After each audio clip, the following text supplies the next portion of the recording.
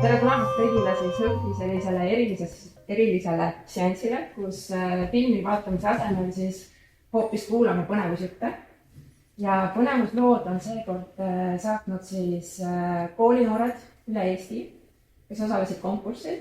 Te kuulete täna parimaid lugusid, kuulete täna veel põnevamaid lugusid, mis sobivad väga hästi siis Tumedad tunnid podcasti.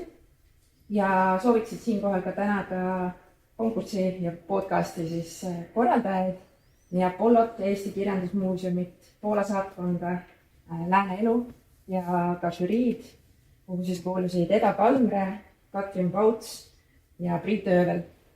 Sõna on sul. Aitäh, enne kui me asjaga pihta hakkame, kas keegi on varem Tumedaid tunde kuulanud või neist midagi kuulnud? Ei. Paljud on, mõned ei ole. Kas te teate, mis asi on podcast? Podcasti olete kuulanud. Andke andeks, seda mõni aasta tagasi ma pidin sellega alustama, et üldse seletada inimestele, mis asi on podcast. Mina siis teen sellist podcasti nagu Tumedad tunnid. Kuulata saab meid kas tumedadtunnid.ee lehel või ükskõik millises podcasti rakenduses, alates Spotify'st kuni kõigi teiste väiksemate äppideni välja. Ja järgmisel aastal me saame 10-aastaseks juba. Ja ma julgen öelda, et me oleme vist ainus kirjanduslik podcast, ehk siis podcast, kus me loeme ette ilukirjandusteoseid.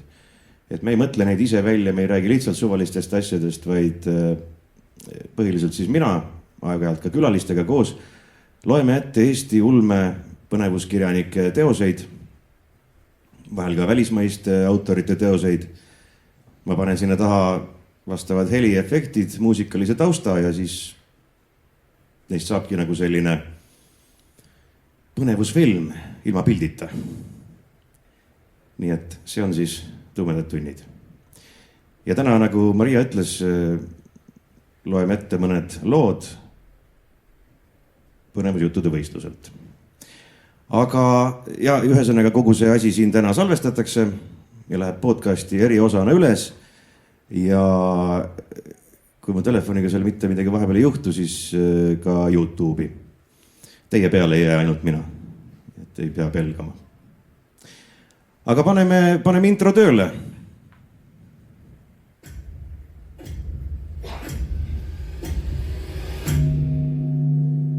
Tumedad tunnid.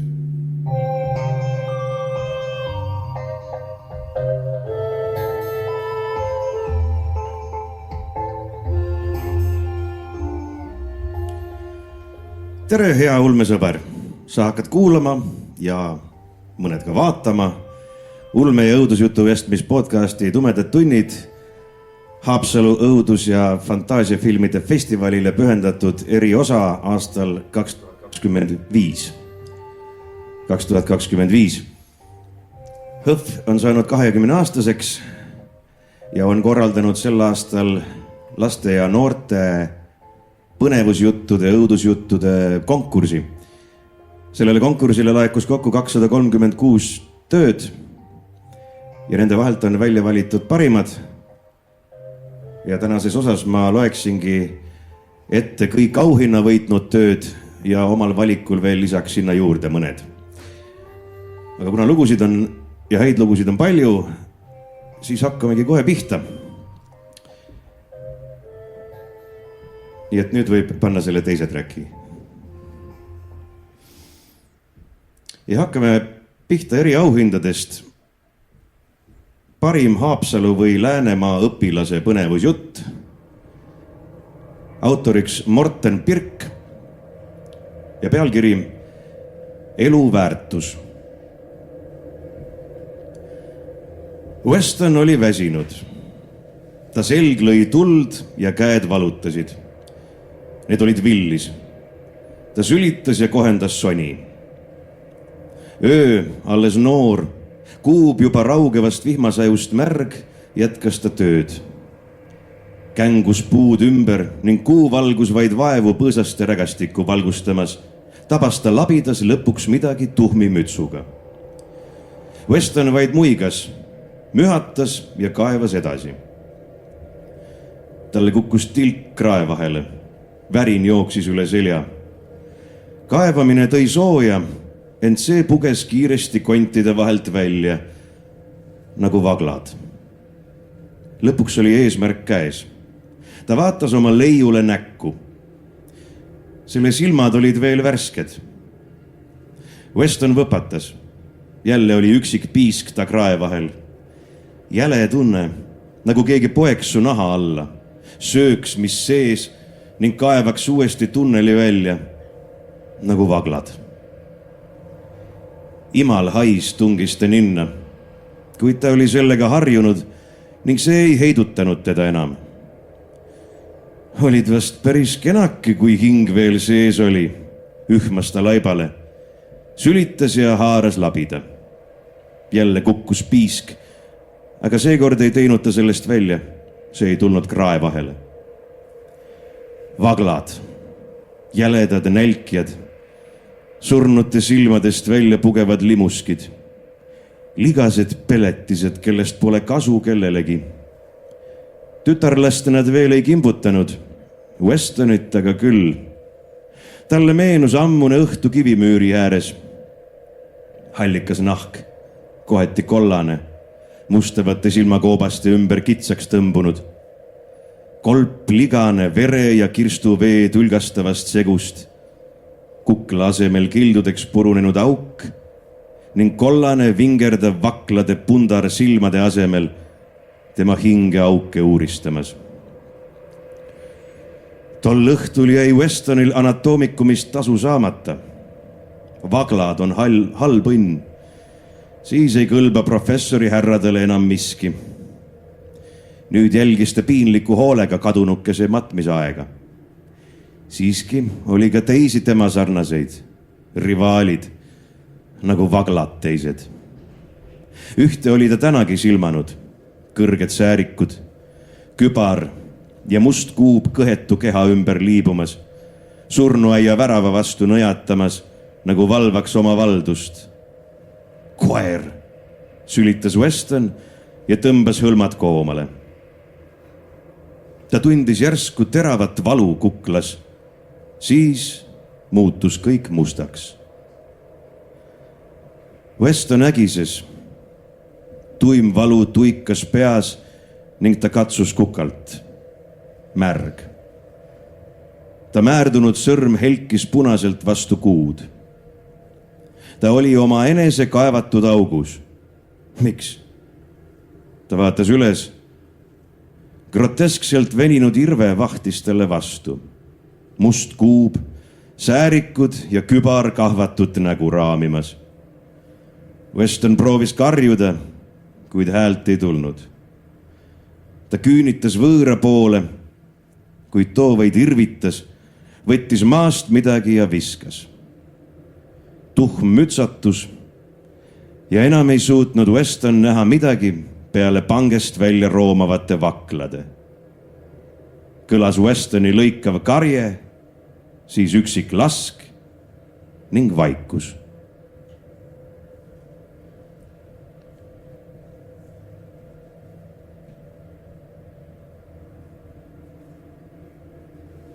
Järgmiseks ma loen teile parima Haapsalu või Läänemaa ainelise põnevusjutu. Autoriks Eliise-Marie Hein, lugu pealkirjaga Media nocte unus ex vobis perit. See ei ole hea mõte, korrutan ma emmale mitmendat korda, aga ta ei pane mind tähele. Tõesti, see pole hea mõte, kostab Joonas. See on lausa suurepärane. Sa ise tahtsid teada, kas mõisnik Evald siin kummitab, täheldab Triinu. Löön silmad maha. Mind tõesti huvitab, kas see kuulujutt vastab tõele. Kuid miski selles eemal musta varjuna kõrguvas kivihiiglases teeb mind ärevaks. Sealt just kui õhkuks kurjust. Noh, Saara, lõid vedelaks? Küsib Gustav naerdes, nähes minu lubivalget nägu. Ei löönud, kogelen ma pooli hääli. Jõuame varemetesse ning asume ringi vaatama. Mõis on lagunenud ja endisest hiilgusest pole märkigi. Uitame mõisas, üritades silmata märke, et selles paigas tõesti kummitab. Äkki ütleb Gustav, ma ei viitsi siin passida, lähme ronima. Ma pole ideest ronida varisemisohus müüridel vaimustuses, kuid nähes teisi minemas, lähen ka. Suundudes madalaima müüri poole, näen maas koltunud ümbriku ja võtan üles. Saara, kas sa tuled? Hüüab emma. Jaa, tulen, hüüan vastu. Topin ümbriku taskusse ja hakkan ronima. Mu sõbrad ronivad ja teevad selfisid. Ronin kõrgeimale müürile, istun ja avan ümbriku. Kiri on ladina keeles. Media nocte unus ex vobis perit. Tõlgin telefonist teksti. Keskööl 11 sureb. Mul käib südame alt külm jutt läbi. Vaatan kella. See näitab 2 minutit enne keskööd. Karjun sõpradele. Kõik müüridelt maha. Tahan tõsta üles kirja, et seda sõpradele näidata. Aga kui ma peopesa lahti teen, on seal vaid liiv. Ära jama, Saara, me alles jõudsime, kostab Triinu. Olgu, kui nad ei kuula, ärgu kuulaku. Mina küll ei kavatse surra. Hakkan alla ronima.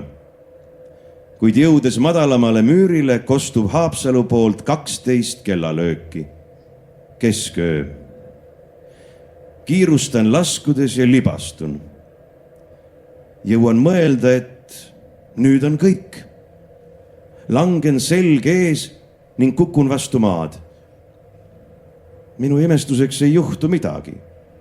Laman selili ja vaatan taevast. Liigutan. Kuskilt pole valus. Midagi ei tundu katki olevat. Kõik on korras. Tõusen ja lähen müüri poole, kus sõbrad turnivad. Saara, karjuvad nad. Ronivad müürilt ning hakkavad minu suunas jooksma. Kõnnin neile vastu. Minuga on kõik korras. Minuni jõudes nad ei märka mind ja jooksevad minust mööda. Mis te nalja teete? Ma olen siin.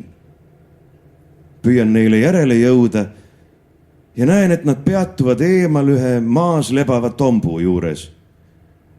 Jõudes neist mõne meetri kaugusele, kuulen emma karjatust. Saara, ei! Gustav on haaranud peast ning vaatab enda ette. Astun lähemale ning näen, see pole lihtsalt võimalik. See olen mina. Mu keha on veidras poosis ning jäsemetest turritavad välja luuotsad. Ehmun ja jooksen nuttes mõisast eemale, kuid ma ei saa. Miski tirib mind tagasi. Mõne aja pärast saabuvad politsei, kiirabi ja minu vanemad. Istun müürile ja jälgin kõike. Kui kõik on lahkunud, näen müüride kõrval seismas suririietes meest, kes kõheda naeratuse saatel viipab minu poole käega, milles on koltunud kiri. Evald.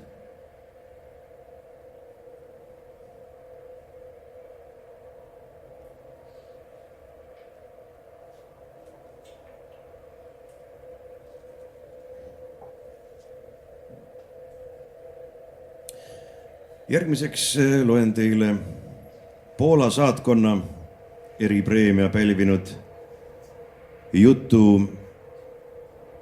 Hea tööd, autoriks Anni Ambos.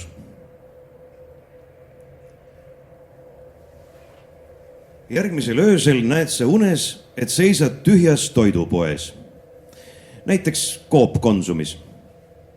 Sinu ees kõrgub külmalt valgustatud piimatoodete lett. See on ainus valgusallikas.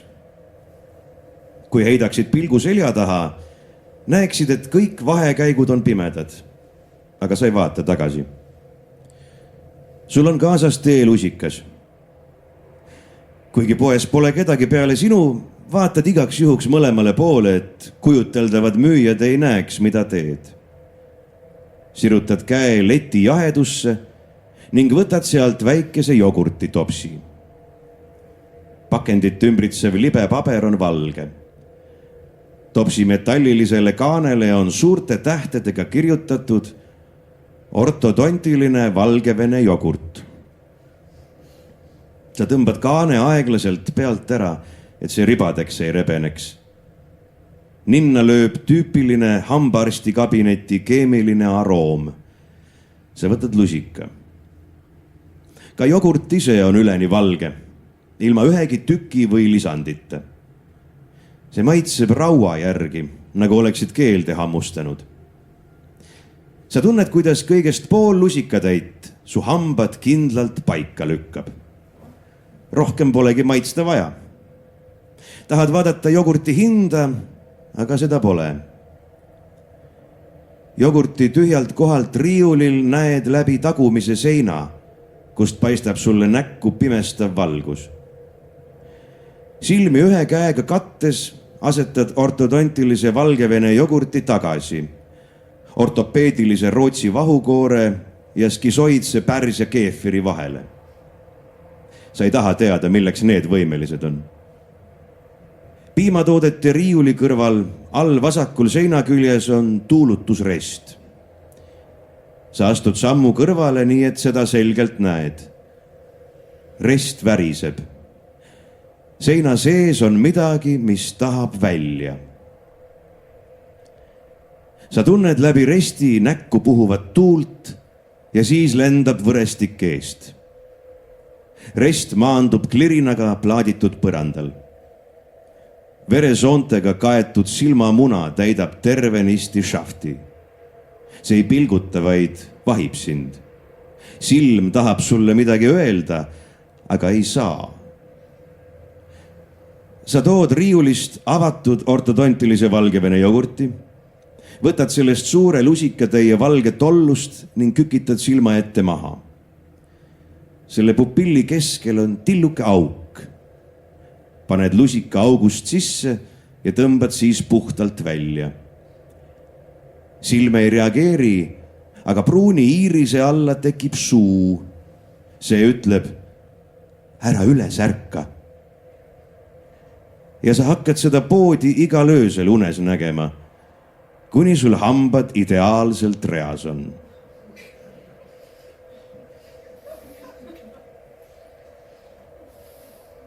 Selle Poola preemiaga oli selline huvitav asi, et tõenäoliselt ükski Poola saatkonna enda töötaja neid lugusid ei lugenud. Ja meile mitte midagi muud ei olnud ette antud kui see, et Poola saatkonna nimel tuleb ka üks. Või mõned auhinnad välja anda. Ja siis minul isiklikult, ma ei tea, kuidas teiste žürii liikmetega oli, aga minule Poola seostus navigaator Pirksi ja nende vanade ulmekatega. Ja siis mina oma punktid andsin just sellistele, mitte niivõrd kõhedatele jõudusjuttudele, vaid just sellistele, mis on natukene segased, kreisid, ulmelised. Aga lähme edasi.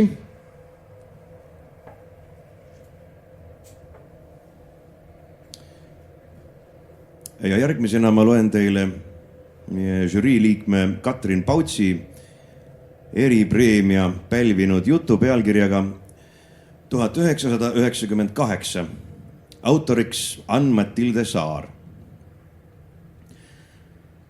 Ma olen ajakirjanik. Noor, ambitsioonikas, kes tahaks kirjutada raamatut, bestsellerit. Ma vahin oma telefoni tühjal pilgul. 18:57 näitab kell. Ma ohkan. See mees peaks juba siin olema. Lähenev härra ongi vist tema. Tervist, tervitan ma viisakal toonil. Mees tervitab ja istub. Ma avan oma märkmiku ja vaatan talle otsa. Mees alustab. Ma töötasin politseis. See juhtum oli mu esimene. Oli aasta 1998. Olles noor ja naiivne, lootsin, et suudan midagi suurt korda saata. Noogutasin ja kirjutasin kiiresti mõned märksõnad. mees jätkas. Mulle anti üks juhtum, mis oli seotud perevägivallaga. Arusaadavalt väga delikaatne teema. Ühel õhtul saadeti mind jälle sinna perre korda looma, kuna naabrid olid taas kuulnud lapse nuttu. Ta tegi väikese pausi ning jätkas. Sisenedes oli kuulda laste kisa. Liikusin häälte suunas ja silmasin 3 last nurgas karjumas. Noogutasin ja kritseldasin veel märksõnu oma vihikusse nagu 3 last, karjumine. Politseinik kogus ennast ning jutustas edasi. Põrutasin teise tuppa ning nägin oma üllatuseks, et naine seisis rahulikult peegli ees ja värvis huuli. Pärisin, kus ta mees on. Naine ainult naeratas. Rahustasin lapsed ja lahkusin majast. Paari nädala pärast tuli teade, et matkaja on soost inimsäilmeid leidnud, lausus mees vaikselt. Kuna leiti käsi, võtsime me sõrmejäljed ja te ei usuks eales, kelle käsi see oli, sõnas politseinik sarkastiliselt. Käsi kuulus meie loo pereisale. Õnneks olid tema jäljed registris, kuna talt oli neid võetud, kui ta paar aastat tagasi poodi röövis. Läksime siis Nõmme 15 tagasi, kus elas see pere. Murdsime lukustatud ukse maha, kuid kedagi polnud näha ega kuulda. Liikusime magamistuppa, kus 3 väikest laipa lamasid oma voodites. Murtud tsüaniidipulk hammaste vahel. Politsei kiirustas edasi, et perenaist leida. Naine istus söögitoas ja sõi mõnuga praadi. Kortsutasin jälestusest kulmu, kui ma seda lauset kuulsin. Praadi, mõtlesin ma vaikselt. Hiljem selgus, et mees oli oma naist mitme teise naisega petnud. Naine tunnistas hiljem, et kui ta oma lapsi vaatas, nägi ta neis oma meest ning see oli ajanud teda hulluks. Hulluse hoos tappis naine oma lapsed ja mehe. Labori andmed kinnitasid, et praad oli tehtud inimlihast. Küsimise asemel ma noogutasin ning sulgesin oma märkmiku. See kättemaksuhimuline naine suri aasta tagasi vanglas, sõnas politseinik kurva ilmega. Aasta möödudes sai valmis mu raamat, millest saigi bestseller.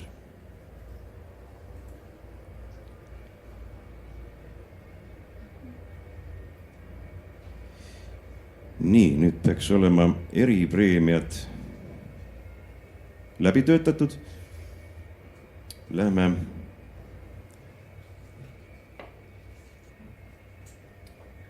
siis üldvõistlusel 3. koha jutu juurde. 3. koha saavutas jutt pealkirjaga Needus, mis iial ei lõpe. Autoriks Elerin Tasang. Metsade ja soode vahel, justkui maailmast välja lõigatuna, seisis mahajäetud ja lagunenud küla nimega Tühjarist. Kunagi aastaid tagasi õitses küla inimeste küllusest. Nüüdseks aga ei mainitud küla nime üldse. Seal ei käidud, isegi mitte need, kes külas kunagi elanud olid.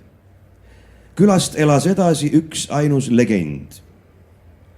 Legend laternast, mis süttib igal Halloweeni ööl, 31. oktoobri südaööl.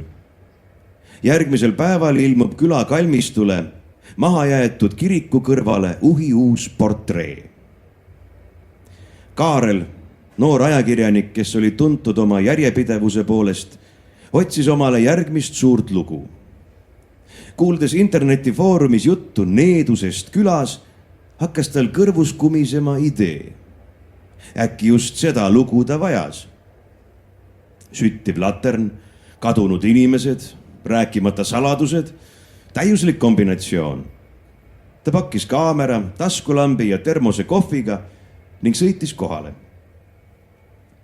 Ta jõudis Tühjaristi külla 31. oktoobri õhtul kell 20:00. ilm oli niiske, külm ja tuuline. Majad olid viltu vajunud, aknad kinni löödud või tühjad nagu silmakoopad. Kaarel parkis auto vana külavanema maja juurde ja hakkas mööda sammaldunud teed minema. Küla keskplatsil seisis laternapost, roostes ja kõver. Kell lõi südaööd, just siis süttis latern. Kollakas valgus plahvatas pimedusse, vilkudes aina kiiremini ja kiiremini. Kaarel võttis taskust kaamera, ent kui ta objektiivi laternale suunas, oli ekraan must. Latern ei paistnud läbi kaamera, nagu seda ei eksisteeriks. Valgusest hargnes rada, mis paistis vana lagunenud kiriku poole viivat. Kaarel astus mööda rada, kahtlused rinnus tuksumas. Kiriku uks avanes ise. Sees oli tolm, vaikus ja 100 portreefotod seintel. Fotosid oli igasugustest inimestest, lastest kuni vanuriteni välja, aastakümnete jooksul. Kõigil piltidel oli üks objekt ühine, seesama latern taustal, välja arvatud viimasel. Selle all seisis käsitsi kirjutatud lause, kes valguse leiab, peab jääma. Kaarel naeratas närviliselt. Mingi trikk, pomises ta ja pöördus minekule. Järsku kustus laternast tuli ja uks sulgus valju pauguga. Kaarel tormas, tiris ust, lukus. Ta jooksis akna juurde, kaetud seest poolt. Äkitselt kuulis ta samme ülevalt. Aeglased, rasked, põrand kriuksus. Seintele ilmusid varjud, kuigi majas polnud valgust. Hääled sosistasid, kordasid ta nime, kõlasid tuttavad, aga moonutatud. Hommikul leiti Kaarli auto. Uksed lahti, võtmed ees. Kaarel ise oli kadunud. Politsei ei leidnud midagi. Ei jälgi, ei verepiisku, nagu polekski teda üldse olnud.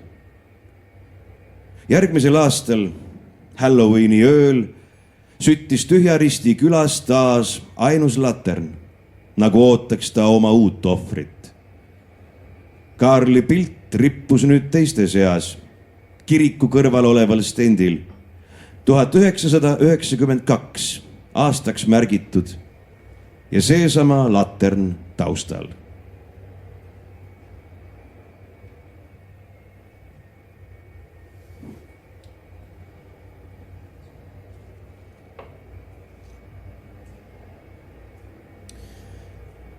Läheme edasi teise koha saavutanud looga, mille pealkirjaks kalender ja autoriks Liisa Jõgi. Metallne tagumine. Nii tugev ja järjepidev, et paneb meie südamed võpatama. Kapten arvab, et see on lihtsalt mõni õnnetuse jooksul puruks läinud torudest, mis nüüd kusagil laeva sügavustest tilpnedes vastu seina lööb. Alguses ei olnud kogu selle müra ja kaose jooksul seda heli kuuldagi olnud. Me kõik kartsime oma elude pärast. Ja kapteni käsk lasta merevesi laeva eesmisse osasse sisse, et seda tasakaalustada, oli maapinna meie jalge all sirgeks teinud ning meie hüplevad hinged maha rahustanud. Sõda oli kohutav asi.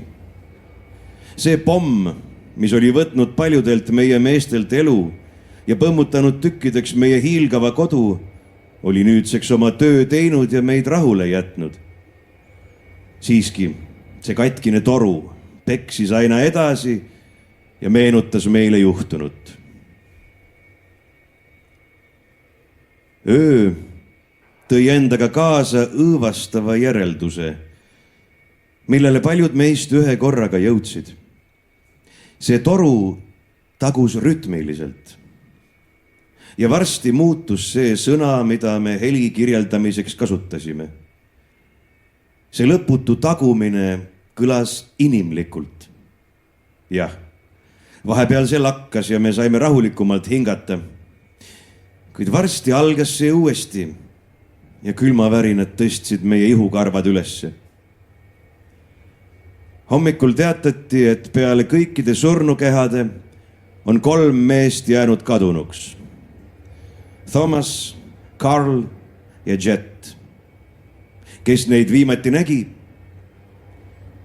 Terava mäluga vana Robert teadis, et nad olid pommitamise õhtul laevavööri väikesesse laoruumi saadetud.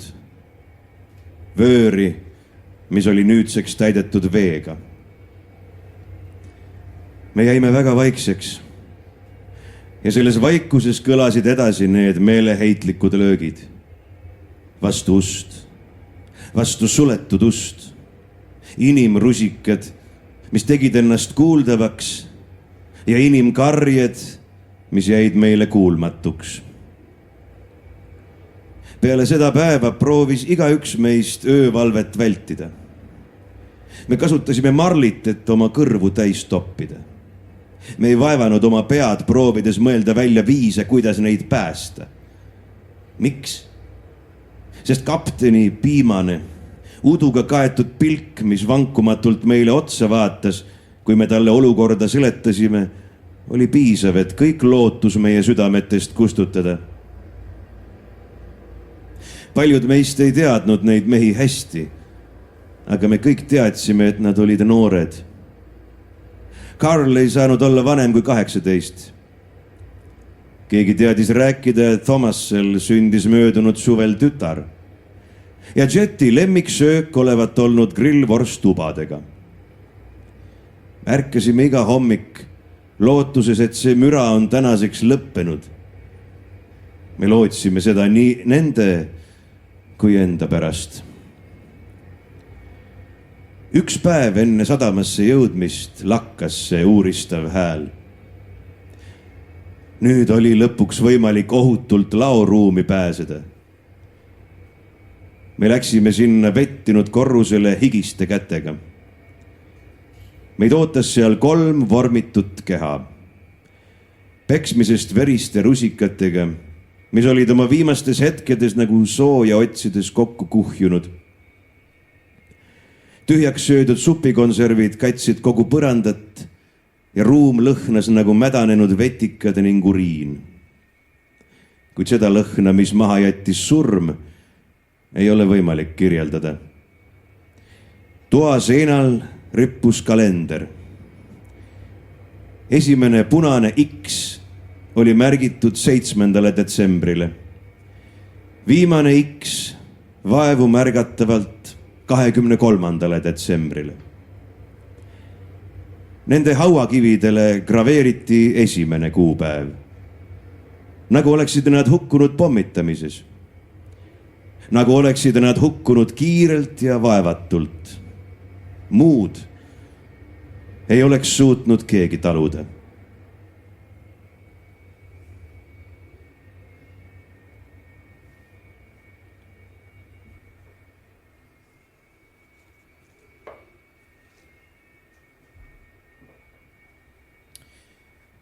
Järgmiseks ma loen teile konkursi üleüldise võiduloo. Lugu mehest, kes mind lendama õpetas. Autoriks Kirke Sammet. Kui ma olin 6-aastane, kolisime emaga uude koju. Meie uus kodu oli 2 korteriga valge maja.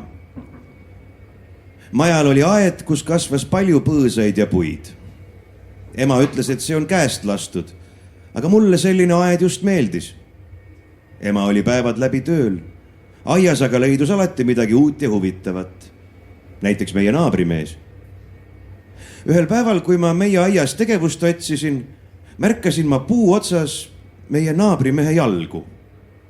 Kogu tema ülejäänud keha oli lehtede vahel peidus. Olin teda paar korda varemgi puu otsa ronimas näinud. Naljakas oli vaadata, kuidas üks hallipäine onu iga päev puu otsas kõõlumas käib. otsustasin temalt selle kohta uurida. Peagi roniski mees mängleva kergusega alla. Tere, ütlesin mina. Mis su nimi on? Andres, vastas vanamees. Mul hammas loksub. Tahad näha? Tahan. Näitasin mehele oma logisevat hammast. Sa oled juba täitsa suur tüdruk. Noogutasin uhkelt. Siis märkasin mehe käes olevat kotti, mis oli midagi pungil täis. Mis seal sees on? Tule tuppa, ma näitan. Läksin Andresega tuppa. Andrese korter oli väga omapärane. Kõik tema toad olid täis unenäopüüdjaid. Ole tähelepanelik, manitses vanamees. Nad on kiired ja sa ei pruugi neid kohe tähelegi panna. Andres avas kotisuu ja sealt väljus taevasinine aur. Need on unenäod, seletas mees. Ma kasutan neid lendamiseks. Lendamiseks? Ei suutnud ma oma kõrvu uskuda. Kas sina oskad siis lennata? Ma olin omal ajal klassi parim. Kas kogu teie klass oskas lennata? Muidugi. Kui mina koolis käisin, polnud meie koolil ujulat. Nii et me õppisime lendama. Vaimustav, ohkasin ma. Tahad, ma õpetan sind ka? Muidugi ma tahtsin. Onu Andres sidus unenäod mulle küünarvarte ümber nagu kätised ja ma alustasin õppimist. Iga päev käisin ma tema juures lendamist harjutamas ning ühel augustikuu õhtul viis onu Andres mu endaga linna kohale lendama. See oli kirjeldamatu kogemus. Sa oled lendama õppinud, ütles onu Andres mulle naeratades. Varsti peaks su ema koju jõudma. Mine tagasi, muidu hakkab ta veel muretsema. Ma teen veel mõne ringi. Maandusin puu otsas, kus Andresel oli tavaks unenägusid püüda. Ema oligi juba kodus ja rääkis 2 täiskasvanuga. Ühel neist oli pisike beebi süles. Kui ma nende juurde jõudsin, tänasid võõrad ema ja läksid onu Andrese korterisse. Kes need olid? Kas nad läksid onu Andrese juurde? Küsisin emalt. See oli onu Andrese poeg oma perega. Onu Andres suri täna hommikul.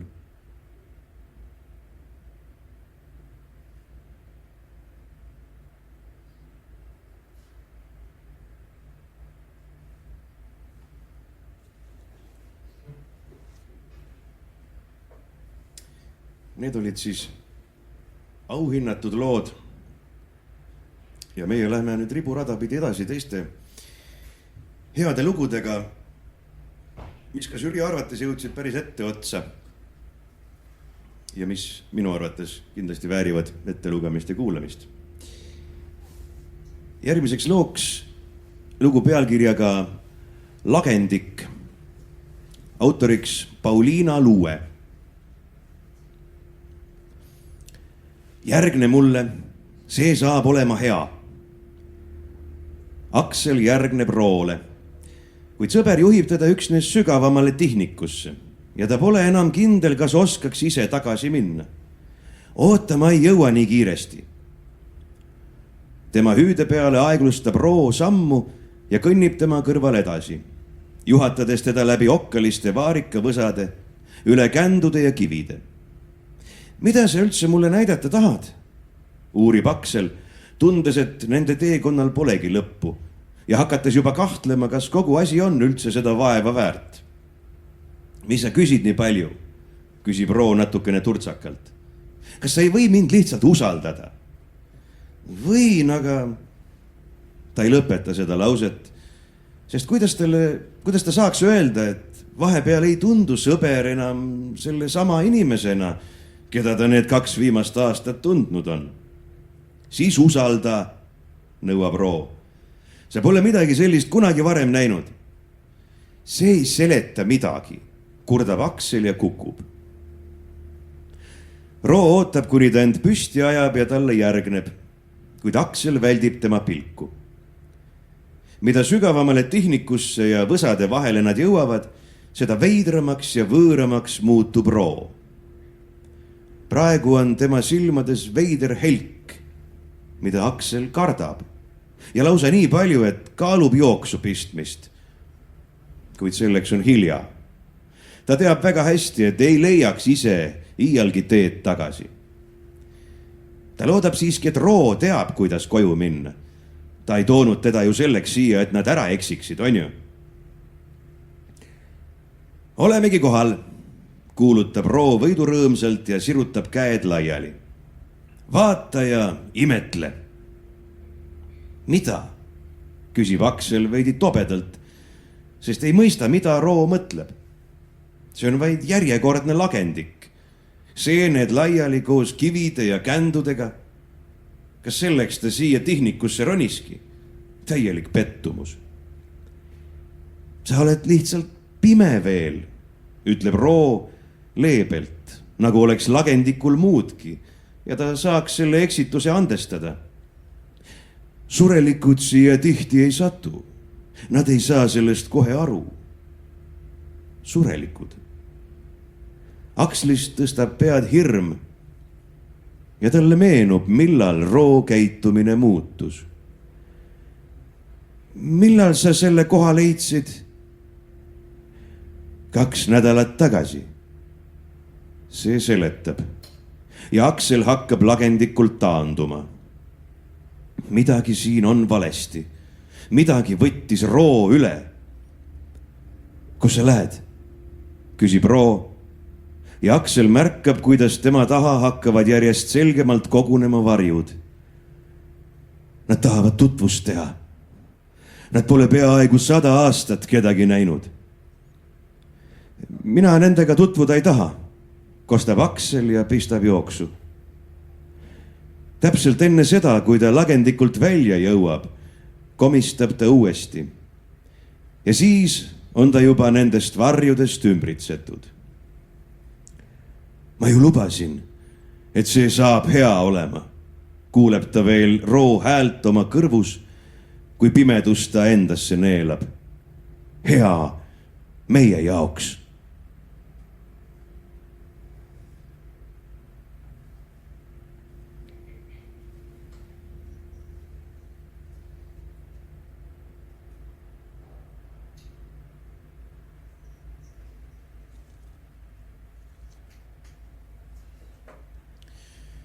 Järgmine lugu kannab pealkirja Minu sõber Silver.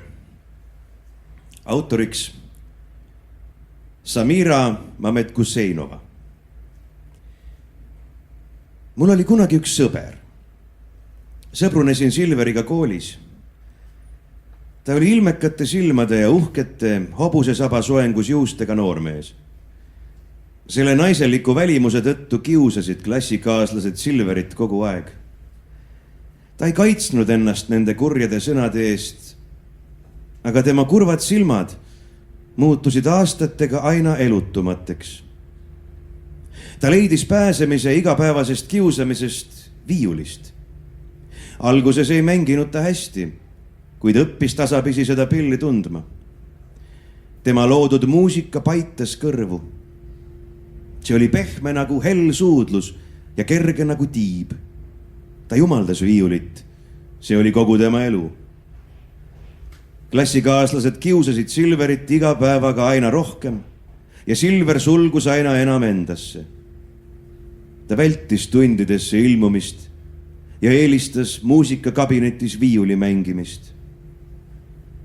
Kui klassikaaslased tegid ühel päeval kurja nalja ja lõikasid Silveri pikad juuksed maha, oli see viimane piisk. Sellest päevast puudus Silver kõigist tundidest. Ta istus ainult muusikaõpetaja kabinetis ja mängis viiulit. Imeline, nukker muusika, mis koolimajas helises, sai tavapäraseks.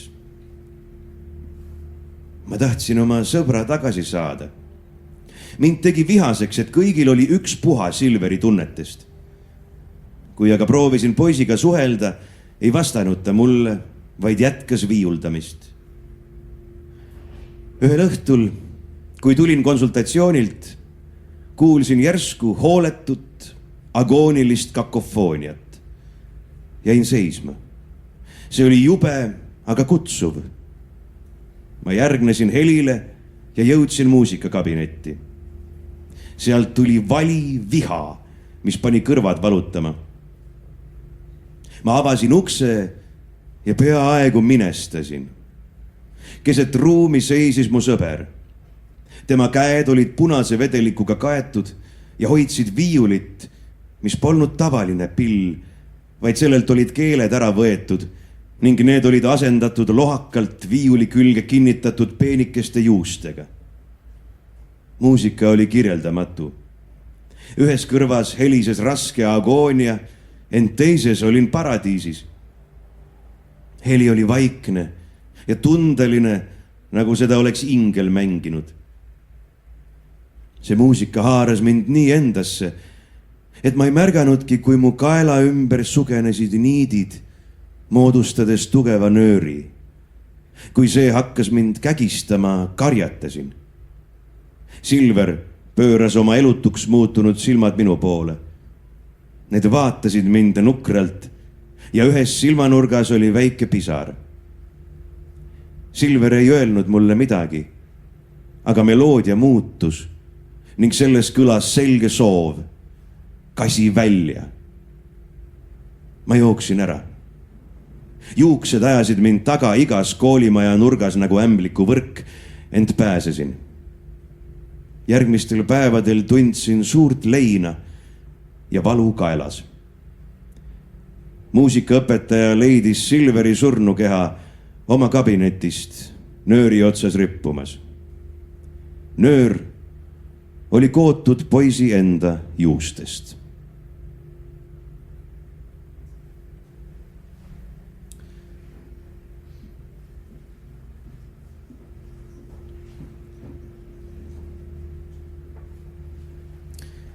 Järgmine jutt. Miski pole nii, nagu näib. Hanna-Maria Palk. Hingetud on neetud ja igavestes piinades olendid. Maailm on nad hüljanud ja vastutasuks meelitavad nad surelikke oma lepingutega lõksu. Mõned ütlevad, et nad on maailma viis karistada inimkonda sõdade, kannatuste ja ebaõigluse eest, millega me maad reostame. Teised lihtsustavad need müstilised olendid koletisteks, kes proovivad inimeste hingi süüa, et toita oma neetud eksistentsi. Osa arendab seda teooriat ja pakub, et hingetud proovivad võtta üle inimeste kehasid, et taas kõndida maailmas, kuhu nad on keelatud tulemast. Vivien teab tõde. Hingetud olid kord inimesed, nagu kõik. Neil olid elud ja tunded ja unelmad, mitte kuigivõrd erinevad tema enda omadest. Nad elasid ja naersid, nutsid ja surid nagu kõik teised. Või tegelikult see pole päris õige. Nad elasid ja naersid ja nutsid nagu kõik, aga nende surmad olid ebaõiglased ja julmad. Hingetud on inimesed, kelle elud rebiti nende käte vahelt vägivalla ja ebaõiglusega. Nad on nõiduses süüdistatud naised, kes põletati tuleriitadel. Mõrvaohvrid, kelle viimseid palveid kuulsid vaid tuul ja tühjad tänavad. Murtud, kes kaotasid oma elud oma enda kätele. Vägistatud ja väärkoheldud, kes keeldusid kätte maksuta alla vandumast. Lahinguväljal langenud ja lapsed, kes kaotasid oma elud taudidele kaugelt liiga vara. Hingetud on kõige õnnetumad olendid siin maailmas. Ja saatus kinkis neile vastutasuks igaviku ja võimed, millest surelikud võivad vaid unistada. Maagial on hind. Sellel on alati hind. Ja maagia, mis lõi hingetud, nõudis vastutasuks nende mälestused, nende mineviku ja kogemused.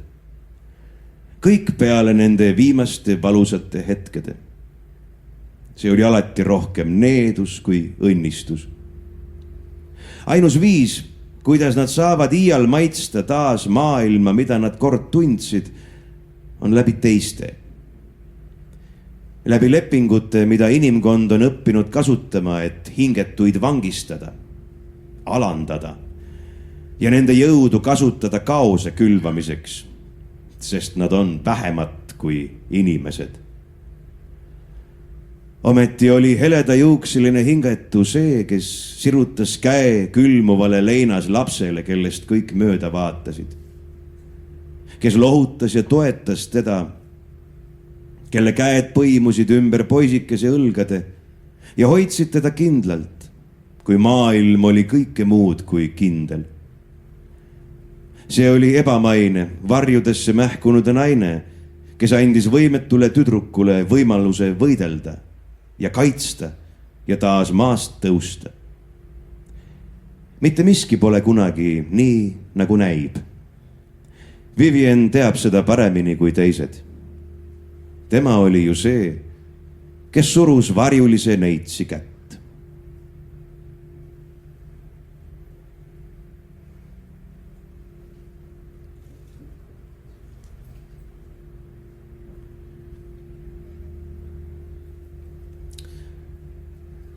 Järgmise loo pealkirjaks on Olete jõudnud sihtkohta. Autoriks Emma Lind. Emily oli taas kord hiljaks jäämas. Väljas hakkas vaikselt hämarduma ning ta teadis, et ta oleks pidanud juba ammu oma sõbranna pulmas olema. Kuna pulm toimus linnast väljas, piirkonnas, millega Emily tuttav ei olnud, oli tal telefonis avatud GPS. Otsin uut marsruuti, kostis telefonist viisakas naise hääl. Oli seda nüüd siis vaja, mõtles Emily, kuid jätkas siiski GPS-i järgi sõitmist, lootuses, et tal õnnestub nii aega kokku hoida. Pöörake paremale, kostis järgmine juhis. Emily keeras kitsamale teele ning jõudis endalegi märkamatult metsatukka. Iga möödunud kilomeetriga muutusid teed aina kitsamaks ja olemine järjest kõhedamaks. Sõitke 1,2 kilomeetrit otse, teatas hääl telefonist.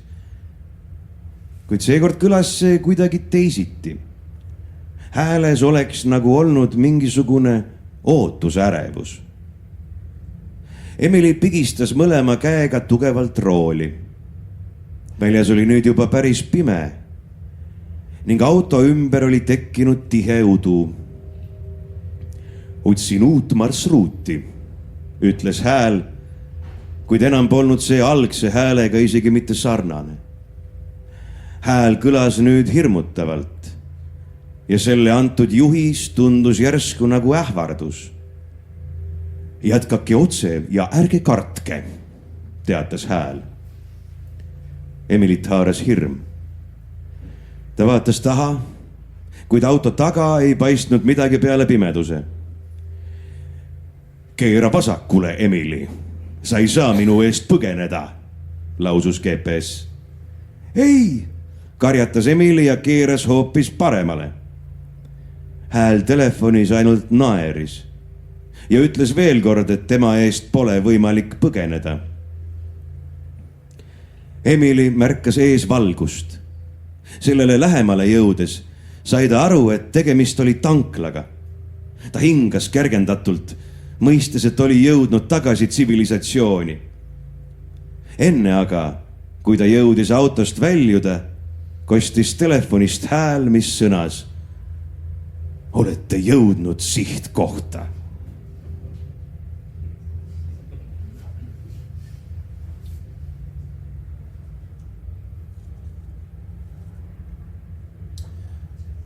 Järgmise loo pealkirjaks on Varjude preester. Autoriks Artur Raun. Rändaja jõudis külla loojangul. Taevas oli punane kui veri. Õhk oli paks ja niiske, täis kopitanud looduse ning pikalt seisnud veelõhna. küla tundus maha jäetud. Aknad olid pimedad ja puiduga kinni kaetud. Tänavatel ei liikunud kedagi. Aga ta teadis, et see polnud tõsi.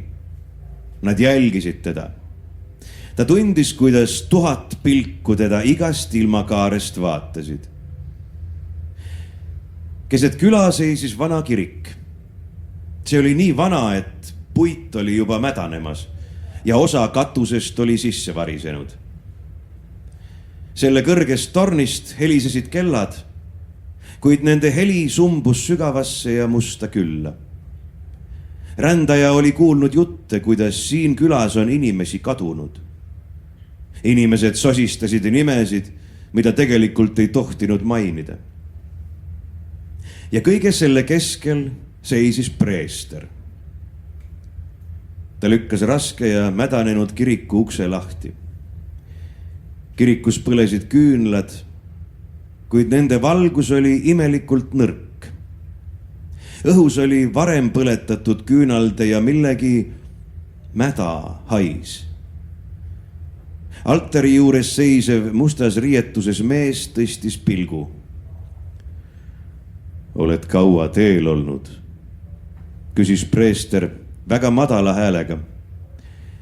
Hääl oli sügav ja rahulik, kuid selle taga tuksles midagi elutut. Vajan lihtsalt töömaja, ütles rändaja. Preester naeratas, kuid tema silmi ei olnud näha. Kirik on selleks vale koht. Siit ei otsita öömaja. Siit otsitakse lunastust. Kirikus ulgus tuul, kuigi kõik uksed olid suletud. Rändaja tegi ühe sammu altari poole, põrand tema jalge all kriiksus. Rändaja pilk langes altari taha, kus seisid vanad kiviplaadid. Nende servad olid kulunud, kuid keskelt nagu uued. Siis kuulis ta heli. See ei olnud torm, see ei olnud lind. See oli midagi, mis kraapis vastu kivi. Aeglaselt, pikalt, nagu küüned libiseksid üle mäda puidu, mis olid kiriku seintes ja põrandas. Ta pööras pea. Pimedus oli muutunud müstilisemaks ja hirmsamaks. See ei olnud lihtsalt vari. See oli midagi enamat. Midagi, mis liikus. Preester astus ette, puudutas altarit ning sosistas. Sõnu, mida rändaja ei mõistnud. Preester tõstis käe ja vajutas kiviplaadi serva. See nihkus aeglaselt, paljastades ava, millest tõusis kopitanud maalõhn. Avast paistis trepp, mis kadus sügavikku. Mine, ütles preester vaikselt, kuid rangelt. Rändaja tundis, kuidas midagi haaras ta südame ümbert. Külm, nähtamatu käsi, mis pigistas ja tõmbas. Rändaja jalad liikusid trepi poole, kuigi ta meel karjus vastu. Ta astus esimese sammu, siis teise. Hingamine muutus järsku raskeks. Viimane asi, mida ta kuulis, enne kui varjud ta neelasid, oli preestri madal hääl. Igaüks, kes siia tuleb, kuulub meile. Kivi libises tagasi oma kohale ja maailm läks pimedaks.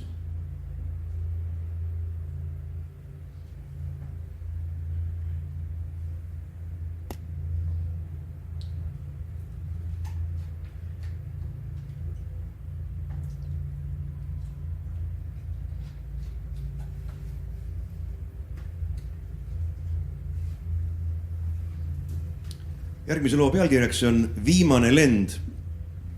Autoriks Kätlin Goos. Lennuk startis Singapuri lennujaamast keskööl, suundudes Vaikse ookeani kohal asuvate saarte poole. Kogu reis tundus olevat alguses täiesti tavapärane. Reisijad vaatasid filme või magasid, pardapersonal jagas sööke ja jooke ning piloot suhtles juhtruumi vaikuses lennujuhtimiskeskusega. Emil istus akna all, vaadates alla pilvemassi, mille vahelt paistis aeg-ajalt kuukuma. Ta oli juba harjunud lendama, kuid sel korral tundis ta seletamatut rahutust. Midagi oli valesti, kuid Emili ei suutnud täpselt seletada, mis see oli.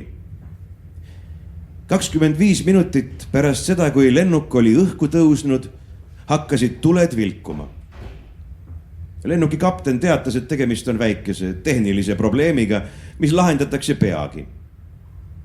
Anna vaatas ringi. Enamik reisijatest ei pööranud sellele üldse tähelepanu.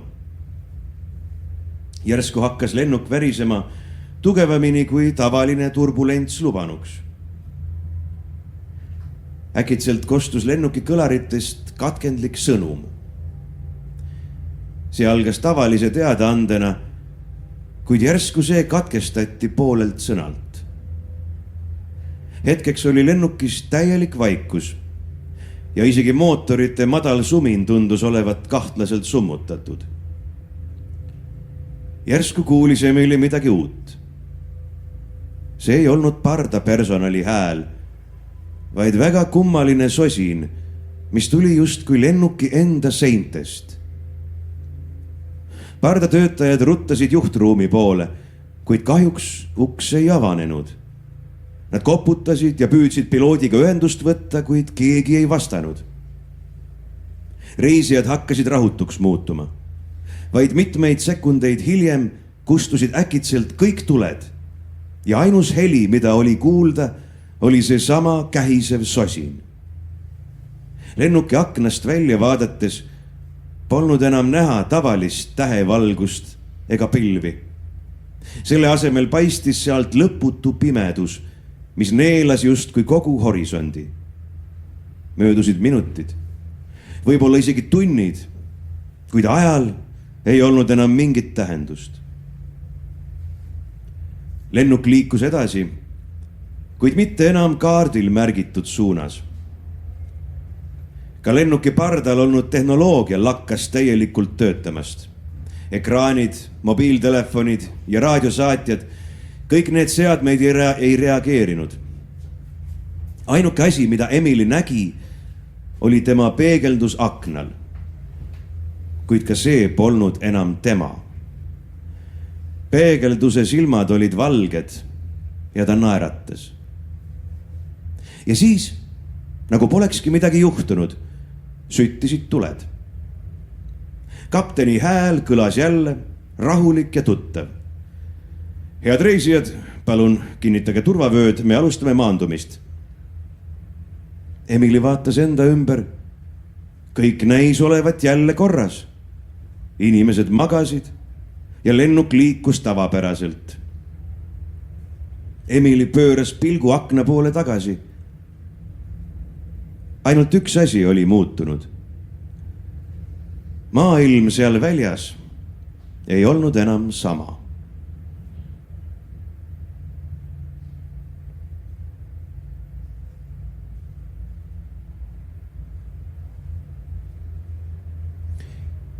Järgmine lugu kannab pealkirja Püha metsa saladus. Autoriks Jekaterina Išunina.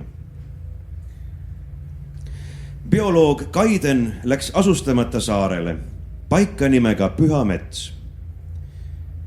Legend räägib, et seal kasvab alvora, jumaliku jõuga lill, mis toob õnne ja rahu. Mitmed uurijad on seda juba leida püüdnud, kuid kontakt nendega katkes. Nüüd tuli Kaideni kord selle koha mõistatus lahendada. Saar oli täis vapustavat ilu. Asuurne taevas peegeldus kristallselgetes rannikuvetes ja päikese kiired tantsisid puulatvades, pannes need kulla ja smaragdidena särama. Kõikjal kasvasid kummalised lilled, millest õhkus õrna magusat aroomi. Kerge tuul paitas muru, täites õhu värskusega. Tundus, et see koht on loodud rahu ja õnne jaoks. Kaiden tungis läbi alusmetsa. piiludes lehestikku, otsides punaseid kroonlehti. Tunnid möödusid, aga Alvorat ta ei leidnud. Selle asemel oli ainult see võimatu, peaaegu hirmutav ilu, liiga ideaalne, liiga täiuslik, et tõeline olla, nagu oleks see kunstlikult loodud. Ühel hetkel märkas Kaiden kummalist detaili. Vaatamata kogu selle koha kaunidusele ei kostnud putukate suminat ega metsloomade hääli, vaid tuul mängis õrnalt lehtedega. Järsku hõljus õhus magus kibe mädalehk. Kaiden muutus ettevaatlikuks. Lõhn tugevnes, kuni ta lõpuks selle allikani jõudis. Tema ees õhus rippus, või õigemini oli see juurtega, mis olid läbi liha kasvanud, üles poodud, miski, mis ilmselt kunagi oli olnud inimene. Rindkerest, kõhust ja roietest kasvasid sirgete ridadena välja veripunased lilled. Pikad kroonlehed, väänlevad varred, okkalised lehed, täpselt nagu legendides. Kaiden tundis põnevust. Ta oli lõpuks leidnud selle, mida otsinud oli. Aga niipea, kui ta sammu edasi astus, puhus tuul. Kuivanud kehalt pudenes lilleseemneid ja koos tuulega vihisesid need nagu pisikesed nõelad Kaideni poole. Kaiden karjus, kui teravad osakesed tema naha sisse tungisid. Kõik läks silme ees pimedaks ja maapind kadus jalge alt. Ärgates tundis ta kummalist kergust. Algul ei saanud ta aru, mis viga, aga alla vaadates nägi, et kätest, jalgadest, isegi rinnast olid tärganud pisikesed võrsed. Need õitsesid, kasvasid aina suuremaks, kuni varred hakkasid ümber tema keha keerduma. Kaiden tahtis karjuda, aga ei saanud. Teda ei vaevanud enam hirm. Valu kadus, kahtlused haihtusid. Alles jäi vaid rahutunne. Soe, magus, lõputu. Legend osutus tõeks. Püha metsa lilled tõid tõesti rahu. Kuid neid võis näha vaid korra elus, enne kui said osaks nende aiast.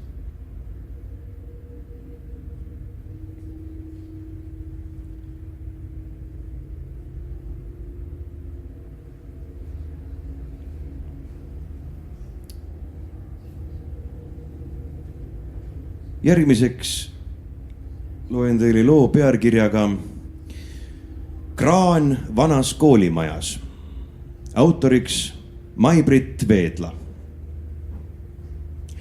Kõik teavad, et kui tunni ajal kurk kuivab, on peaaegu igas klassis kraanikauss, kust abi leiab. Millest paljud aru ei saa, on fakt, et iga kord on kraanist tulev vesi soe, nagu autos istunud kokapudel. Selles loos muutub probleem 10 korda hullemaks ja paneb mitu elu ohtlikku olukorda. Ilusal igaval päeval lonkis Tanel Kekatunnist matatundi, oodates väga seal olevat kraani. Klassi jõudes täitis ta oma pudeli ja maitses vett. Ta purskas selle kohe välja, sest nagu alati oli see soe.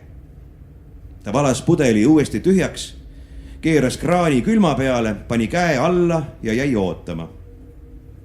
Ootas ja ootas ning tundis, kuidas veidral kombel hakkas vesi hoopis soojemaks minema. Ta vaatas klassis ringi ja võttis käe jooksva vee alt ära. Tanel, ära raiska vett, karjus õpetaja.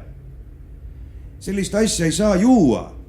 Kraan on vist katki või midagi, ütles Tanel vastu. Ta katsus käega jälle vee soojust ja kurat, vesi oli tulikuum. Kas sa sööd ka selle suuga? Oli õpetaja pahane. Jah, aga kui ma seda vett joon, siis varsti enam mitte, tule katsu. Õpetaja ei liikunud, aga klassikaaslased kogunesid kraanikausi ümber. Nad katsusid õrnalt vett ja üritasid kraani liigutada. See ei töötanud. Nad proovisid seda kinni panna, ka see ei toiminud. Nüüd hakkas juba kuumast veeaurust tekkima udu ja kõik olid segaduses. Muidugi muutus asi hullemaks ning kraanikaus hakkas keevat vett täis voolama. Õpilased taganesid, sest lühikese ajaga jõudis vesi põrandale ja põletas neid. Lapsed olid väikses paanikas. Mõned naersid, mõned sahkerdasid ikka kraaniga. Üks nuttis, üks üritas paberiga põrandat kuivatada ja Tanel ise läks klassi ust lahti tegema. Mida värki, hüüdis ta ehmunult, sest uks oli lukus. Teine klassivend kangutas aknaid, mis olid samuti lukus. See kool on mingi 100 aastat vana. Kuidas akendel lukud on? Hõikas keegi. Kõik oli tähmi täis. Õpetaja lükkas kriiditahvli kõrvale ja paljastas salajase käigu. Ma teadsin, et see juhtub, sosistas õpetaja ja juhatas kikivarvul lapsed käiku. Ruttu nüüd. Te ei higistanud kontrolltöö ajal ka nii hullult. Võib-olla, sest kontrolltöö ei kõrvetanud meil jalgu otsast, plähvis õpilane vastu. Nad hüppasid kõik käiku. Lõpuks hakkas klassis nii kuum, et andurid läksid käima ja tuletõrje sõitis kohale. Sinna jõudes löödi uks maha, kuid õpilasi ja õpetajat polnud kuskil näha. Kadunud oli ka vesi, kuid aur oli säilinud. Siiamaani ei ole neid õpilasi leitud. Aga meie lugu räägitakse nüüd kõikidele klassidele edasi, lootuses, et meid ikka leitakse.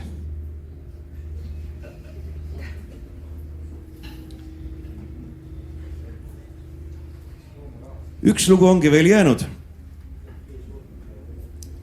Loo pealkirjaks on Ohvri rist, autoriks Marta Liiva. Oli ilus päev seenelkäiguks. Emme, hõikas Riina metsarajal, seal on mingi kiri. Ta sikutas ema, et talle infotahvli tekst ette loetaks. Ohvri rist, rajatud muinasajal. Usuti, et inimohvreid tuleb tuua võimalikult harva, kuid siin ohvriristi juures seda siiski tehti. Ohvrile pandi sõrme kullast sõrmus, mis hiljem koos sõrmega ära lõigati ja mulda kaevati, et maa jumalaid lepitada, luges ema. Riina väristas õlgu. Nad korjasid seeni, kuni Riina ema järsku tagasi puidust ristini kõndis.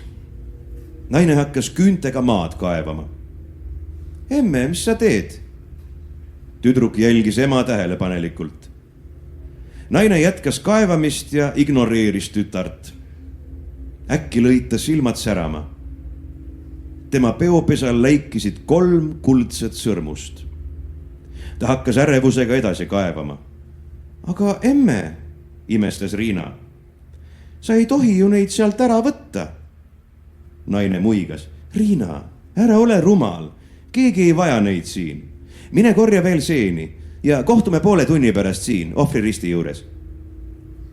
Kokku lepitud ajal jõudis ta tagasi risti juurde, kuid ema polnud. Riina hüüdis, kuid vastust ei tulnud. Väljas hakkas juba pimedaks minema ja Riina otsustas tagasi auto juurde minna. Mida aeg edasi, seda kindlamalt ta veendus, et kõnnib lihtsalt ringi ratast. Nüüd oli juba päris pimedaks läinud ning Riina liikus tagasi risti juurde. Tüdruk mõtles, et äkki on ema teda sinna otsima läinud. Aga ema asemel nägi Riina hoopis linastes riietes räsitud välimusega meest, kes kohe taas pimedusse kadus. Mees vaatas talle hirmu täis silmil vilksamisi otsa. Riina proovis mehele järele jõuda, kuid too oli juba kadunud. Kui Riina taas risti poole sammus, märkas ta meest veel palju. kord peitis ennast puude taha, kord varjas ennast põõsastes. Aga ta oli kogu aeg seal. Järsku vaikisid metsas kõik hääled. Isegi salapärast meest polnud enam luuramas. Riina tundis, et midagi hirmsat on juhtunud. Ta teadis, et ema ei oota teda risti juures, aga ta pidi veel kord proovima. Tüdruk tardus. Ohvri risti külge oli köitega seotud seesama mees, surnult. Näolt voolas veri tema valgetele riietele. Tema vasaku käe sõrm on maha saetud. Riina märkas õõvastusega, et nöör, millega mees oli kinni seotud, oli tehtud inimjuustest. Siis kuulis tüdruk kurja kuulutavat sosinat. Ta vaatas taha ja märkas jõledate nägudega, tõrvikute ja kapuutsidega vanakesi. Nad kõndisid Riina poole ja laususid mingeid võõrkeelseid sõnu. Rahe, rahe. Riina põgenes. Tüdruk jooksis ja nuttis, aga ikka sattus ta tagasi risti juurde, kus mehed teda ootasid. Siis kukkus Riina pikali ja kaotas teadvuse. Viimaks toibudes ja silmi avades märkas tüdruk. Ta oli juustest köiega ohvri risti külge seotud.